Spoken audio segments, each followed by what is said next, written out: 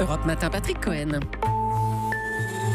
À la une ce matin, le calvaire d'une petite fille de 9 ans, Maëlys, dont le corps a été retrouvé en forêt, la dignité de ses parents et le silence enfin brisé de celui qui a fini par avouer le crime, Nordal Lelandais. 6 mois après, reste à comprendre ce qui s'est réellement passé cette nuit-là. On sera en ligne avec notre envoyé spécial en Isère, Justin Morin. L'info de la nuit, c'est un nouveau massacre aux États-Unis dans un lycée de Floride où un ex-élève est venu abattre 17 personnes sans explication. Il a été arrêté. Tariq Ramadan, dans un déni total des faits qui lui sont reprochés, Europe 1 a pu avoir accès au dossier d'instruction. Ce que le prédicateur a dit aux enquêteurs, ce sera l'enquête de 8h avec Chloé Triomphe. Le ministre Gérald Darmanin visé par une deuxième plainte, cette fois pour abus de faiblesse. Il dénonce une calomnie, garde le soutien du gouvernement et du président malgré les appels à la démission de LR. À 8h15, Stéphane Le Foll, l'ancien ministre de l'Agriculture, candidat à la direction du PS, sera notre invité. Faut-il en finir avec le statut de cheminot, au moins pour les nouvelles recrues? Débat explosif à venir avec le rapport Spinetta sur l'avenir du ferroviaire dont va nous parler Nicolas Barré. Dans ce journal encore, une 6e médaille d'or au JO pour la France. Ce matin, Pierre Vautier en snowboard cross, la défaite du PSG à Madrid 3-1 et puis contre l'idée du tous pourri, la belle histoire d'un maire qui s'endette personnellement pour sauver sa commune. Mais d'abord, on vous en parlait il y a une demi-heure, cette très bonne nouvelle. Le chômage revient à son niveau de début 2009. Il recule de 0,7 points au dernier trimestre de 2017, Emmanuel Dutheil. Oui, là on peut le dire, la courbe s'est bien inversée. Le mouvement est même assez impressionnant. Le taux de chômage est au plus bas depuis 8 ans. Si on compare fin 2017 à fin 2016, le taux de chômage recule de plus d'1 point. Et un tel recul, c'est du jamais vu depuis 10 ans. Et cette baisse concerne tout le monde. Ceux qui en profitent le plus, ce sont les plus jeunes, les moins de 24 ans. Le taux de chômage de longue durée diminue également nettement. Autre donnée très positive, le taux d'emploi qui donne la proportion de personnes disposant d'un emploi parmi celles en âge de travailler est selon l'INSEE au plus élevé depuis le début des années 80. Il va maintenant falloir réussir à confirmer toutes ces bonnes performances. Emmanuel Dutheil, merci, le chef du service économie d'Europe 1. Il est 8h02. Les parents de Maëlys savent désormais que leur fille est morte, annoncé hier soir le procureur de Grenoble, des sanglots dans la voix. Ils savent, mais ils enragent d'avoir dû attendre 5 mois et demi pour que ce monstre parle enfin. Ce sont les mots de la mère de Maëlys, postés sur son compte Facebook. « Toi, l'assassin de ma fille, dit-elle à Lelandais, Maëlys va te hanter nuit et jour dans ta prison. » Terrible dénouement. Justin Morin, vous êtes à Pont de Bonvoisin en Isère pour Europe 1, mais l'enquête est loin d'être terminée. Oui, finalement, Nordal Lelandais n'a fait que la première partie du chemin. Il a avoué qu'il avait tué Maëlys, il a emmené les enquêteurs là où il avait déposé le corps sans vie de la fillette.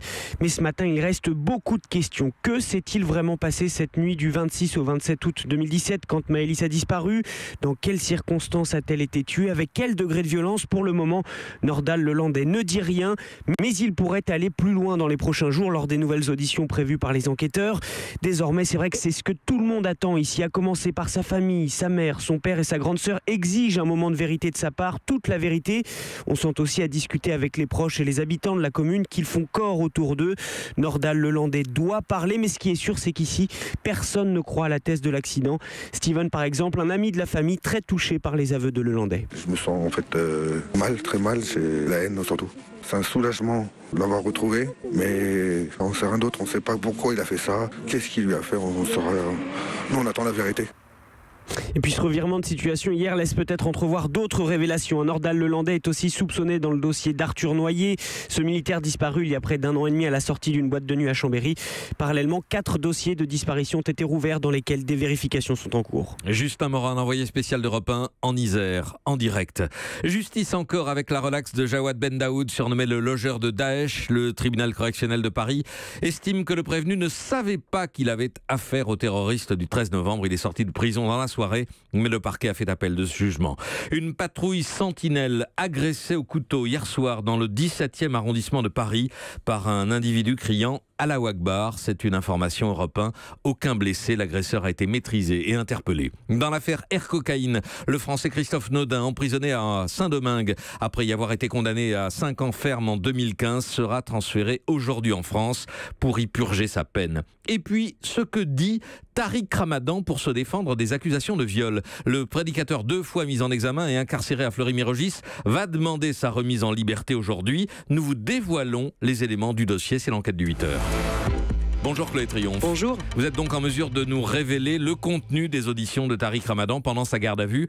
En résumé, Chloé, il est dans un déni total. Oui, et de manière catégorique, Tariq Ramadan affirme aux enquêteurs « Les faits dont vous me parlez ne m'évoquent rien ». Il ne reconnaît même pas avoir eu le moindre rapport sexuel, même consenti avec les deux plaignantes. Et lorsque les policiers l'interrogent sur ce qui motive leurs accusations, il répond « Je n'en ai aucune idée, je ne suis pas dans leur tête ». Et dans ces auditions, Tariq Ramadan va même jusqu'à inverser les rôles ? Oui, le scénario qu'il propose, c'est celui de l'homme qui aurait tout fait pour repousser leurs avances. Il affirme aussi que l'une d'elles voulait même faire un selfie avec lui. Et s'il concède qu'il y avait une sorte de jeu entre eux, qu'il acceptait dans une certaine limite et qu'elle exprimait, je cite, des désirs de femme, il certifie qu'il ne répondait qu'à ses questions religieuses. Quant à ses pratiques sexuelles, il réfute pratiquer des rapports brutaux ou dominateurs, mais refuse de répondre davantage en disant qu'il ne voit pas le rapport avec le dossier. Alors donc tout à l'heure, il va tenter d'obtenir une remise en liberté. Chloé, il fait état d'une maladie. Oui, une sclérose en plaques. Il est même question qu'il soit transporté en ambulance jusqu'au palais de justice. Mais cet argument, le juge de la liberté et de la détention l'avait déjà écarté il y a 15 jours,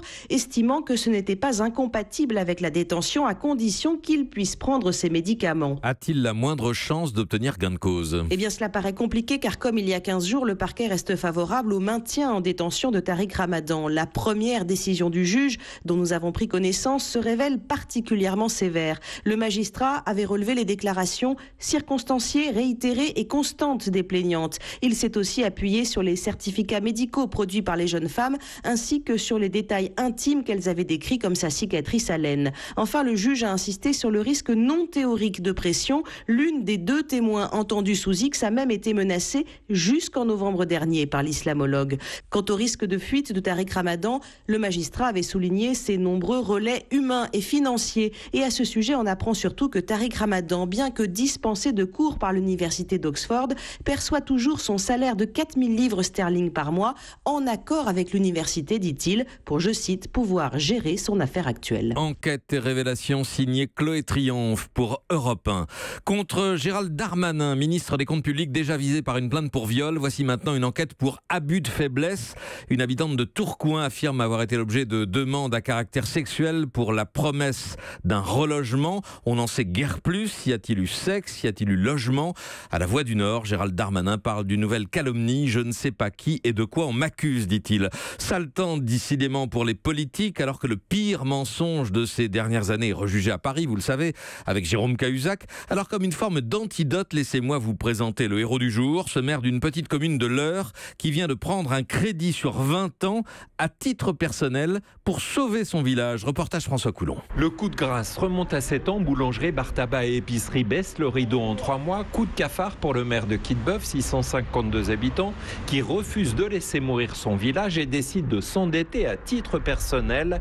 Benoît Hénard. J'ai pas voulu endetter la commune, donc j'ai pris ça sur moi. J'ai dit tant pis, j'achète. Et puis après, j'ai fait tous les travaux pour pouvoir accueillir le bar. Donc j'ai fait un crédit sur 20 ans, 200 000 €. On ne pourra pas me reprocher que j'ai augmenté les impôts pour payer les commerces. Pour moi, c'était vital. Si à l'heure d'aujourd'hui, on n'arrive pas à recréer des nouveaux commerces, nos villages vont disparaître complètement. Ça redonne la vie. On passe les nuits blanches quand même. C'est risqué parce que si les commerces y ferment, mon crédit va courir quand même et il va falloir le rembourser. Le petit canon, un café-épicerie retapé par monsieur le maire, ne désemplit pas. Je trouve ça formidable. Quelqu'un qui se débat pour sauver son pays, c'est énorme. Il est très généreux. Il n'a qu'une idée en tête, c'est tout faire pour son village. Vraiment, il se donne à plein. Chapeau. Prochain chantier pour l'élu, ancien menuisier, la construction d'une boucherie-charcuterie, budget 50 000 €, pas encore financé. À Quitbeuf, dans l'Eure, François Coulon, Europe 1. 8h10, la suite du journal avec Patrick Cohen. Depuis le 1er janvier, c'est la 18e fois qu'une personne ouvre le feu dans un lycée américain. 18 fois en 45 jours et 291e fusillade en milieu scolaire depuis 5 ans. Hier, ce massacre de la Saint-Valentin a fait 17 morts. L'auteur de la fusillade est âgé de 19 ans. Un lycéen a filmé une partie de la scène. Le tireur Nicolas Cruz a pénétré dans le lycée dont il avait été renvoyé l'an dernier avec un fusil semi-automatique. Pas plus d'explications. Il a été interpellé peu après. Voici le témoignage de Melissa Falowski, une enseignante qui a dû s'enfermer dans sa classe. On a commencé à descendre les escaliers et là, les gardes de sécurité nous ont dit « Non, remontez, c'est le code rouge ». Et donc, tous les professeurs qui étaient là ont appelé les enfants et on a commencé à retourner dans nos classes. J'ai pris la décision de faire entrer tout le monde dans un placard.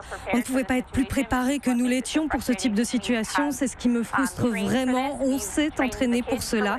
On a montré aux enfants quoi faire en cas de fusillade. De voir tant de victimes, ça m'émeut vraiment. Je ressens aujourd'hui que notre gouvernement, notre pays nous ont laissé tomber. Ont laissé tomber nos enfants et ne nous ont pas mis en sécurité. Une enseignante témoin de la fusillade de cette nuit en Floride. À l'étranger encore, la démission du président sud-africain Jacob Zuma sous la pression de son parti, l'ANC. Parmi les casseroles qui ont entraîné son départ, une affaire de vente d'armes et de pots de vin de la société française Thales. On parle de 783 versements. En France, un rapport et des propositions qui devraient faire l'effet d'une douche glacée aujourd'hui à la SNCF. Nicolas Barré. Ce rapport, rédigé par l'ancien patron d'Air France KLM, Jean-Cyril Spinetta, sera dévoilé aujourd'hui. En voici les grandes lignes. Il part d'abord d'un constat. Le système ferroviaire français fonce dans le mur. Il s'endette de 3 milliards d'euros chaque année. La dette frôle désormais les 50 milliards. L'État va devoir passer à la caisse pour éviter la faillite, mais pas question de le faire sans que la SNCF, de son côté, ne se réforme de fond en comble. À savoir la fin progressive du statut de cheminot qui pourrait être supprimé pour les nouvelles recrues, la transformation de la SNCF en société anonyme, ce qui offre beaucoup de souplesse de gestion, la fermeture de milliers de kilomètres de petites lignes peu utilisées, mais aussi de certaines gares TGV qui ne doivent leur existence qu'à des élus influents. Pour faire passer la pilule, le rapport ne remettrait pas en question les billets gratuits, vous savez, dont bénéficient les cheminots et leurs familles. Malgré tout, les syndicats voient rouge car ce rapport n'est pas destiné à finir dans un placard. Il doit servir de base à la loi mobilité que prépare le gouvernement pour le printemps. Gros bras de fer en perspective. Nicolas Barrel, directeur de la rédaction des Échos, merci. Le football, les Parisiens n'ont pas démérité hier soir à Madrid, mais le Real de Zidane a montré la classe d'une très grande équipe avec des joueurs d'exception. Ronaldo, auteur d'un doublé, Marcelo, auteur du 3e but espagnol. 3-1, c'était le même score au match aller en 93 avant que les Parisiens ne parviennent à éliminer le Real au match retour à Paris. 4-1. On en parlait hier avec Michel Denisot. C'est le scénario qu'on leur souhaite pour le 6 mars, jour du match retour. Et puis les JO, vous l'avez vécu en direct dans le journal de 7h, 6e médaille française, 3e en or. Pierre Vautier a conservé son titre en snowboard cross et sur la ligne d'arrivée, il ne cachait pas son émotion. J'ai du mal à dire ce que je ressens. Je suis au bord des larmes depuis, je sais même pas combien de temps ça fait que j'ai passé la ligne d'arrivée. J'avais une bonne étoile parce que quand on voit ce qui s'est passé en demi-finale, c'était assez inattendu de me retrouver par terre dans ce dernier virage, mais de passer quand même en finale. Et voilà, après la finale, comme m'a dit mon coach, il peut plus rien t'arriver. Tu fracasses de haut en bas et puis personne ne pourra rien dire. Bon, c'est le cas. C'est des grosses émotions, très très grosses. Le snowboarder Pierre Vautier, médaille d'or aux Jeux Olympiques de Pyeongchang avec nos envoyés spéciaux Corinne Boulou, Cyril de la Morinerie en Corée. Europe 1.